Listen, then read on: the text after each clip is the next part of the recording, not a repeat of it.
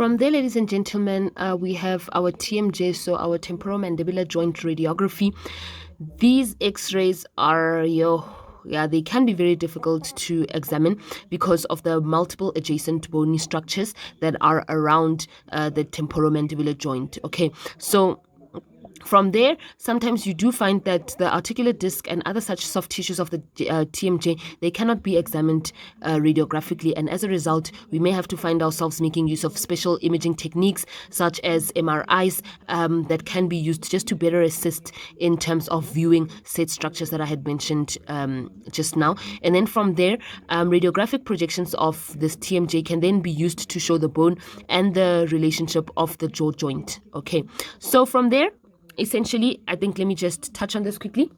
In terms of the TMJ radiography, it's a bit different to the posterior anterior projection, in that this type of radiograph is basically taken with a patient holding a cassette against the side of the head and a cone / central x-ray being positioned on the opposite side of the patient's head, slightly above and behind the external auditory meatus.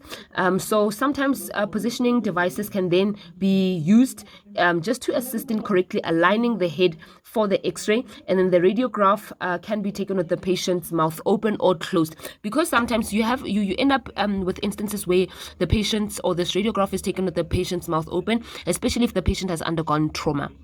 Or sometimes it'll stay closed because the patient has trismus, so there's nothing else that we can do about the situation. So, but in this instance, whether the patient's mouth is open or closed, it does not matter. You can take such a radiograph, but they're not that common unless you may be working for a maxillofacial surgeon or you find yourself at a tertiary or private hospital. From there, ladies and gentlemen, more recent technology or advancements in technology will include 3D imaging. More commonly would be CBCT. So according to your slides, you need to be able to explain the difference between a CT scan as well as a CBCT. So in addition to that, you can also be expected to basically describe the uses of 3D imaging, discuss the advantages and disadvantages of CBCTs, and then from there, identify the specific purposes of each type of extraoral film projection that we do find.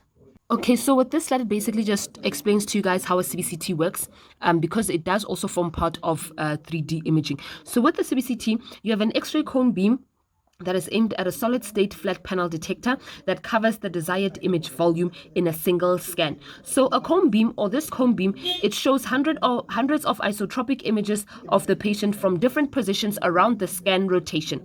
So the information is then transferred to the computer, which then reconstructs it into the anatomical volume for the dentist or for the specialist to see.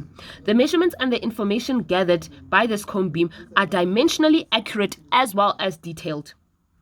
And then from there, once the data is reconstructed, imaging software is then used for the multi-layer viewing of the anatomical volume. So this information is then saved on a designated system in a format that specialists, dentists, and other imaging-related services such as our radiographers can actually access. So there is then a wide selection of volume sizes that are available to meet diagnostic needs without excess radiation outside of the area of concern. So how they explain to you guys, we have that cone beam, and basically the arm of this cone beam then rotates around the patient's head in a complete 360 rotation, and then while doing this, it can take 200 to 600 2D images. So those are then the isotropic images that I was talking about, that the software collects, that can then collectively, all of those pictures can actually form an anatomical picture that is actually accurate and detailed and dimensionally correct for everyone to view. There are many advantages of CBCT technology that you guys can just read for yourselves in the following slides. And then here they also explain some of the common uses that you find for CBCTs. But they have many uses and benefits, ladies and gentlemen. So they provide data for us to determine bone quality and quantity. We can locate detailed anatomy. We can locate pathologies such as cysts, tumors, and bone lesions, evaluate deformities and pathologies, view critical landmarks, and show minuscule details. Keep in mind, we have almost 200 to 600 isotropic images, as we had discussed earlier on.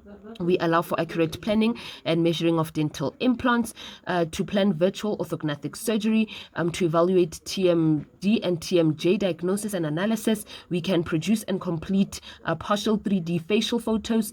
It allows for precise measuring tools and improved general dental imaging. We can locate and evaluate impactions as well as many other dental conditions. They allow for advanced treatment planning and assist delivery abilities.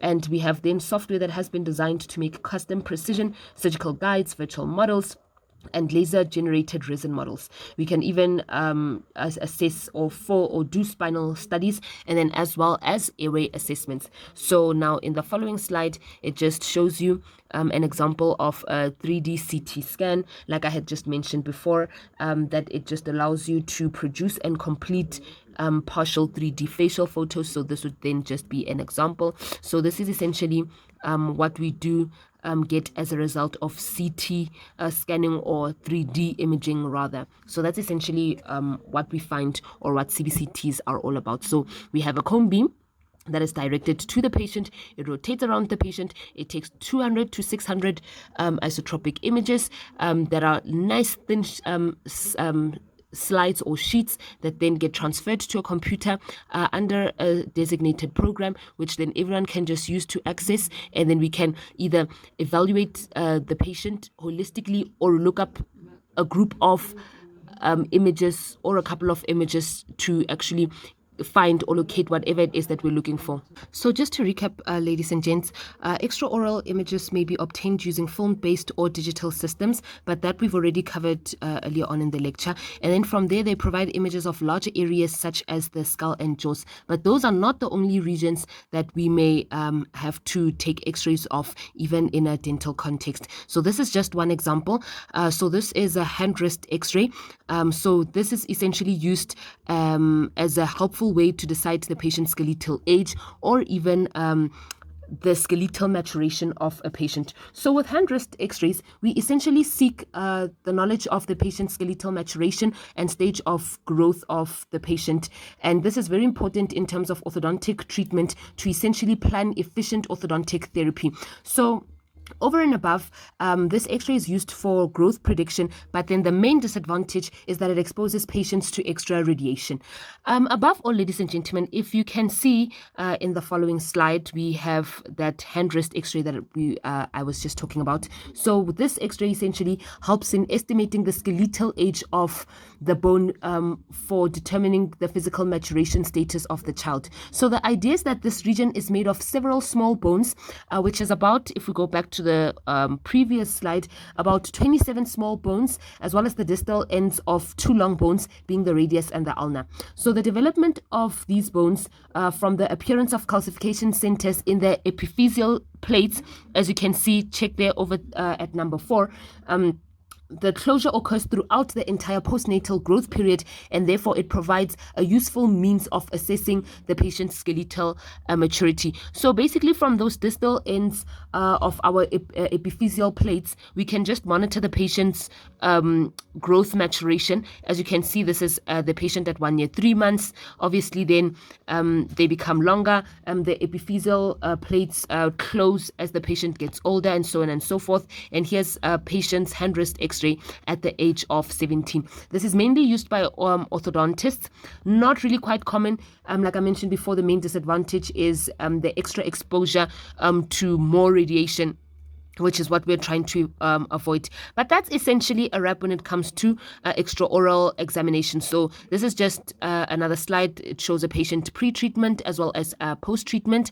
This is a patient, as I was saying, depending on where you work, it may necessitate you to actually take lots of x-rays to follow up on the patient's growth and development, as well as just assessing how well or unsuccessful the treatment is going. So again, this is the patient's mouth 4 years after treatment.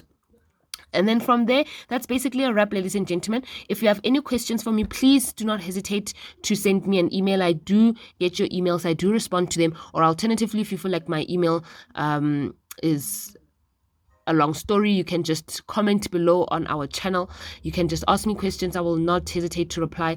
Please, guys, ask questions. This is a very important aspect of the work. I hope you guys are studying. I hope you guys are preparing for will, and not just will, but your career going forward. Okay, so I'll see you guys when we discuss the last aspect of the work, being intraoral x-rays. Okay, please tune in, pay attention, ask questions, learn a lot, and yeah, just be the best that you can be. I'll see you guys next time. Okay, bye.